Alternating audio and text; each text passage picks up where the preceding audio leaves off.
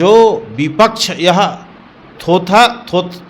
थोथी दलील दे रही है कि जनता दल यूनाइटेड वगैरह वगैरह के बारे में, तो मैं उनको स्पष्ट रूप से कह देना चाहता हूं कि विपक्ष जो खासकर राष्ट्रीय जनता दल है वह 2010 की स्थिति में आगामी 2025 के विधानसभा में जाने वाली है।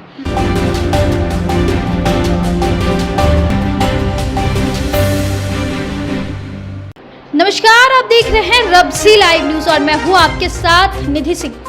देखिए, बीते दिन बिहार में कई मंत्री जो है अपने मंत्री पद की शपथ ली, लेकिन बीजेपी से ही 7 मंत्री ने शपथ लिए, ना ही जेडीयू से भी एक भी मंत्री शपथ नहीं लिए, जिसके बाद विपक्ष लगातार सवाल कर रहे हैं और कटाक्ष भी कर रहे हैं कि अब नीतीश कुमार की पार्टी जेडीयू का अंत हो जाएगा। हम सीधे तौर पे बातचीत करेंगे। हमारे साथ बातचीत करने के लिए अरविंद निषाद जी हैं, जेडीयू से प्रवक्ता हैं। कैसे देखते हैं, विपक्ष सवाल कर रहे, वाकई ये सवाल सच है? क्योंकि बीजेपी से 7 मंत्री शपथ लेते हैं, जेडीयू से एक भी नहीं लेते, आखिर क्या चल रहा है?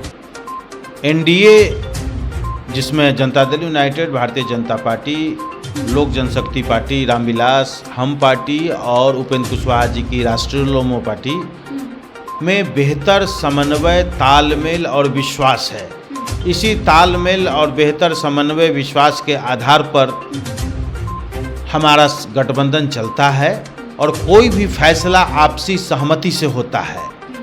कल जो मंत्रिमंडल का विस्तार हुआ, वह मंत्रिमंडल का विस्तार का संपूर्ण अधिकार और प्रेरोगेटिव जिसको कहते हैं वह सीएम को होता है। तो आदरणीय मुख्यमंत्री नीतीश कुमार जी ने अपने मंत्रिमंडल का विस्तार किया और इसके पहले कई माननीय मंत्रियों के पास 2-2, 3-3 विभागों का चार्ज था। तो स्वाभाविक तौर पर अन्य विभागों में काम ठीक से नहीं हो, समय उन विभागों को उचित समय नहीं दे पा रहे थे माननीय मंत्रीगण। तो इसके लिए मंत्रिमंडल के विस्तार की आवश्यकता महसूस की गई, तो माननीय मुख्यमंत्री नीतीश कुमार जी ने मंत्रिमंडल का विस्तार किया। वहीं जो विपक्ष यह थोथी दलील दे रही है कि जनता दल यूनाइटेड वगैरह वगैरह के बारे में, तो मैं उनको स्पष्ट रूप से कह देना चाहता हूं कि विपक्ष जो खासकर राष्ट्रीय जनता दल है वह 2010 की स्थिति में आगामी 2025 के विधानसभा में जाने वाली है। क्योंकि जिस प्रकार से आदरणीय मुख्यमंत्री नीतीश कुमार जी ने पिछले 20 वर्षों के दरमियान राज्य के लिए काम किया है, राज्य के 14 करोड़ लोगों के लिए जिस प्रकार से उनके सुविधाओं में वृद्धि हुई है, तो स्वाभाविक तौर पर यह विधानसभा के उपचुनाव में, लोकसभा के चुनाव में इंडिया गठबंधन को मुंह की खानी पड़ी और आगामी विधानसभा चुनाव में भी वही हाल राजद का होने वाला है। जो 2010 के विधानसभा चुनाव में आरसीपी सिंह ने भी एक ट्वीट किया है, ये ट्वीट हमारे सामने है दर्शकों। देखिए, उन्होंने कहा है कि बहुत सारे नीतीश कुमार हैं जो शासन बाबू कहे जाते हैं, हर किसी की बात रखते हैं, लेकिन इस बार महिलाओं के साथ धोखा हुआ है, अल्पसंख्यक समाज के लोगों के साथ धोखा हुआ है, और इन लोगों के समाज से क्यों नहीं एक भी मंत्री पद शपथ लिए गए? अब माननीय आरसीपी सिंह जी को क्या ही कहूँ मैं।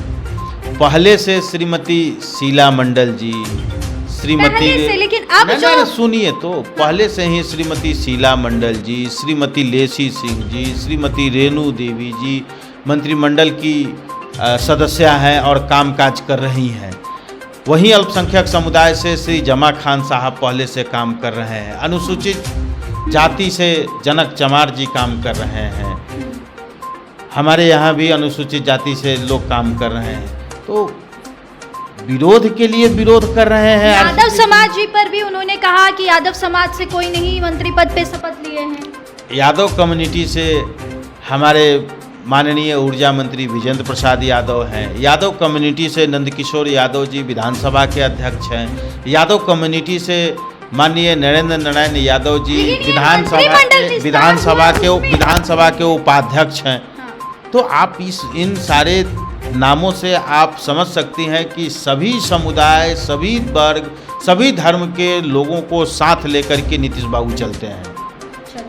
तो चलिए, आरसीपी सिंह जी जो ट्वीट किए हैं और इनका जवाब ये कुछ इस तरह के दिए हैं, क्योंकि ये सभी समाज, अनुसूचित जाति, अनुसूचित जनजाति या फिर यादव कम्युनिटी पर भी सवाल उठाए कि इन लोगों ने अभी मंत्री पद जो विस्तार हुआ है मंत्रिमंडल, उस पर कोई मंत्री पद पे शपथ नहीं लिए, लेकिन इन्होंने बाकायदा इन सभी का नाम लिया है। खैर दोस्तों, आपको क्या लगता है कमेंट में अपनी राय जरूर दीजिएगा और ऐसे देश दुनिया की तमाम खबरों के लिए देखते रहे रब्सी लाइव न्यूज़। बहुत बहुत धन्यवाद।